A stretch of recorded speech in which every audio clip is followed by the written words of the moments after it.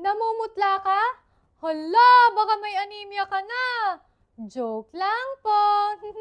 Ano nga ba yung anemia? Ito po ay isang kondisyon kung saan bumababa yung amount ng mga healthy at normally functioning na red blood cells o yung pulang parte ng dugo sa mga katawan natin. Ano naman yung iron deficiency anemia? Ito po yung pagkakaroon ng anemia dahil sa mababang amount ng iron sa katawan natin. Dok, para saan naman yung iron? Yung iron po importante sa paggawa ng hemoglobin.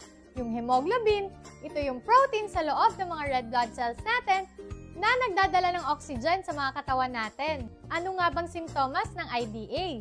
Andyan yung pamumutla, pagkahilo at pananakit ng ulo, pagbilis ng tibok ng puso, panghihina, mabilis mapagod at kinakapos sa paghinga, at panlalamig ng mga kamay at binti.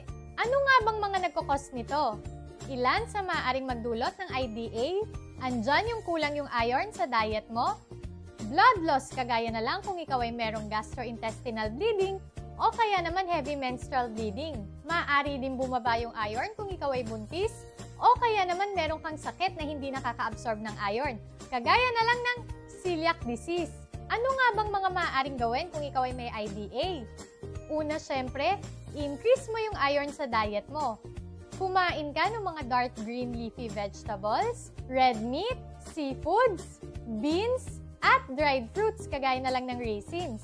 Makakatulong din kung magte-take ka ng iron supplements at vitamin C kasi makakatulong ito sa pag-absorb ng iron sa katawan natin. At syempre, huwag nating kakalimutang magpa-check up sa ating mga doktor para matreat kung ano man yung nagkakos nito.